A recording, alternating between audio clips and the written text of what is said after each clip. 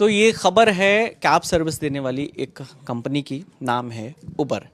सिर्फ ये उबर के लिए ही खबर नहीं है, उबर के साथ ओला, रैपिडो, तमाम जितनी भी कंपनियां जो कैब सर्विस प्रोवाइड कराती हैं और आप कैब में ट्रैवल करते हैं, तो ये बिल्कुल वही खबर है और आपको बिल्कुल इसको गौर से सुनना और देखना चाहिए। तो हो क्या रहा था कि कुछ कैब ड्राइवर एक ऐसा गिरोह चला रहे थे जिसमें वो खुद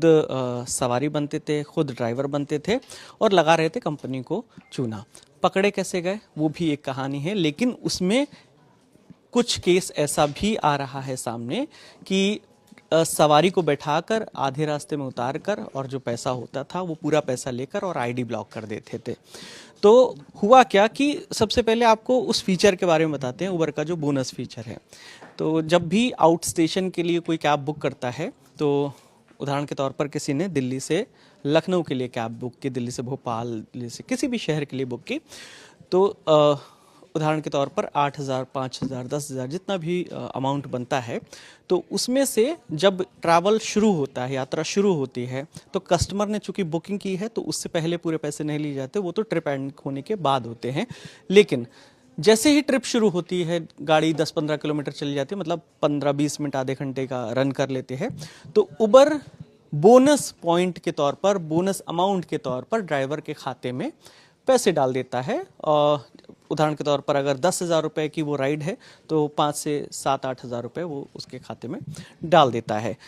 उसके बाद ये जो गिरोह चल रहा था वो क्या करता था कि जैसे ही पैसे आए, गाड़ी 10-15 किलोमीटर चली, बुकिंग थी 500 किलोमीटर की, 10-15 किलोमीटर चली, उसके बाद वो गाड़ी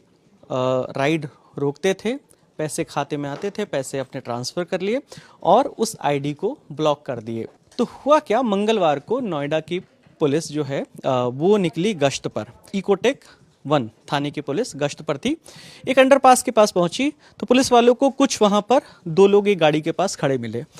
रात का वक्त था, उन्हें संदिग्ध लगे, तो जैसे ही पुलिस वाले वहां पहुंचे